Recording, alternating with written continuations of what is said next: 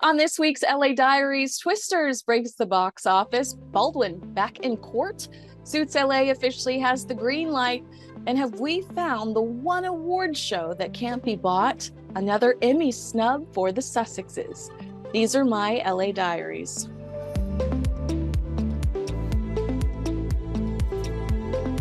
It's a good time to be Glenn Powell, Texas Forever.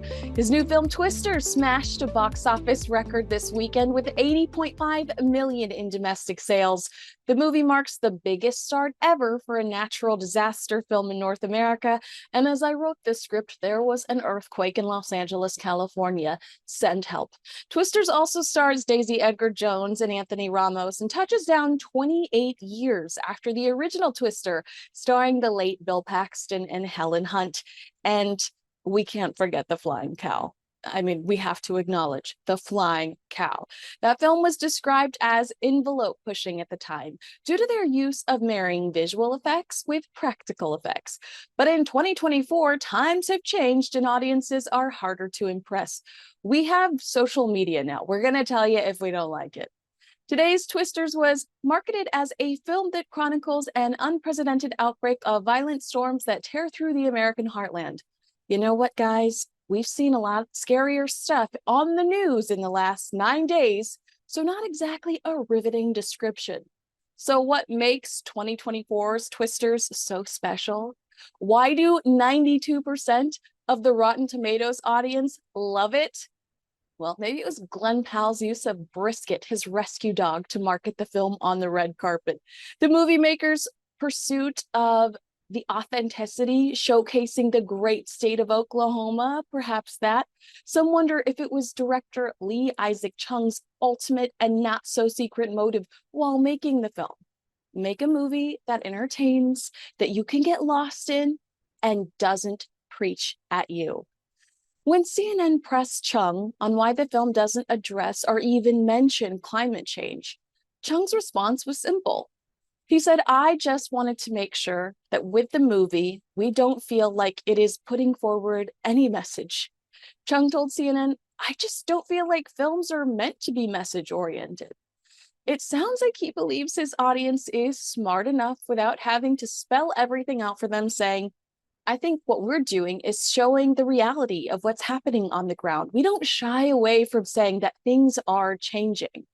But Chung added, I wanted to make sure that we are never creating a feeling that we are preaching a message, because that's certainly not what I think cinema should be about. I think it should be a reflection of the world. Do you think movies today are too preachy? Let me know in the comments below. Alec Baldwin could be headed back to court. The movie star says he may sue the New Mexico prosecutor and sheriff over his chaotic Rust trial.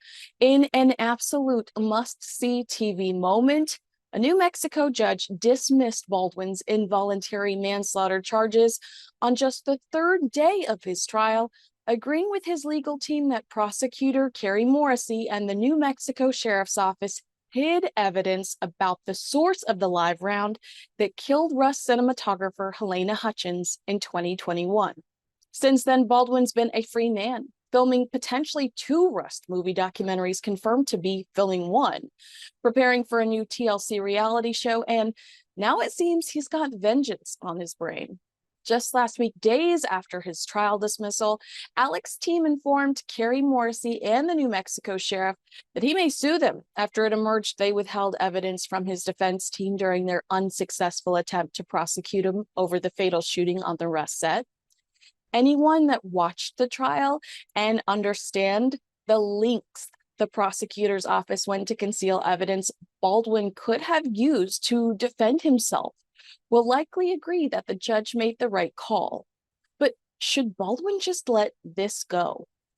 At the end of the day, justice was on his side. The same cannot be said for Helena Hutchins, and certainly not her little boy.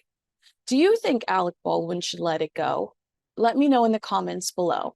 Get ready for the never-ending debate surrounding whether Meghan Markle will make a cameo.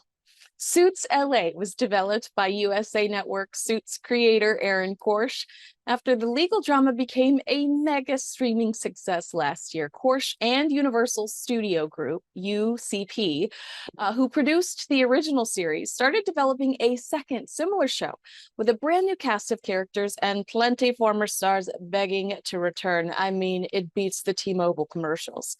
When the original started streaming in 2023, the series topped the Netflix charts for a very long time, surpassing 45 billion minutes on Netflix and Peacock combined. Shortly after that news broke, NBC ordered a pilot for Suits LA, and filming took place a few months ago in the spring. Suits LA stars Arrow's Stephen Amell, who I only knew as the guy kicked off a Delta Airlines flight, as Ted Black, a former federal prosecutor from New York who built an LA law firm, Black Lane Law, specializing in criminal and entertainment law. The show's description is as follows. His firm is at a crisis point, and to survive, he must embrace a role he held in contempt his entire career. Ted is surrounded by a stellar group of characters who test their loyalties to both Ted and each other, while they can't help but mix their personal and professional lives. All of this going on while events from years ago slowly unravel that led Ted to leave behind everything and everyone he loved. Oh, dramatic reading done. End scene. This is not necessarily being marketed as a spin-off as much as it's considered a companion show, conscious coupling, if you will. Beatrice Springborn, president of Universal International Studios and UCP, confirmed that the show takes place in the same universe as the original. The cast also features Josh McDermott of The Walking Dead, Lex Scott Davis of The First Purge, and Brian Greenberg, who I've always adored. But do you remember how horrible he was to Mila Kunis in Friends with Benefits? I have yet to recover. Aaron Korsh will executive produce with David Berdis, Doug Lyman, and Gene Klein. Those were all executive producers of Suits, so you know they've got some pretty good gossip. Victoria Mahoney directed and serves as an executive producer on the pilot episode. NBC hasn't officially added this to the schedule yet, but it's possible it could launch during the second half of the 2024-25 season. You're going to have to watch this space. I think the only way Meghan Markle will embrace or even acknowledge Suits LA is if it's a juggernaut. Otherwise, I believe she will avoid giving them any free press, despite the fact that Aaron Korsh & Co. literally put her on the map, thrust her in front of a prince, because God knows Trevor Ingleson wasn't giving her the types of roles she longed for. What were those vows again? To have and to hold in sickness and in health, as long as I'm first on the call sheet? Will Meghan appear on Suits LA? Will you be watching? Let me know in the comments below. Last Wednesday, when poor Steve Martin was uploading pixelated images to a photo sharing app to celebrate lots of Emmy nominations for The Only Murders in the Building, Prince Harry and Meghan Markle must have stared longingly at Harry's Pat Tillman trophy, wondering where it all went wrong. This year, David and Victoria Beckham's Netflix docuseries snagged 5 different nominations. Beckham was nominated for Outstanding Documentary Series, Cinematography, Picture Editing, Music Composition, and Directing. By contrast, Heart of Invictus received none. Oh, none. But remember that time Live to Lead got 0? I'm sorry, 0. Well, that's okay, because Harry and Meghan got, well, I mean, it gave a lot of people a headache. Maybe the Emmys are the one award show that you can't buy or bully your way into, allegedly, for legal reasons.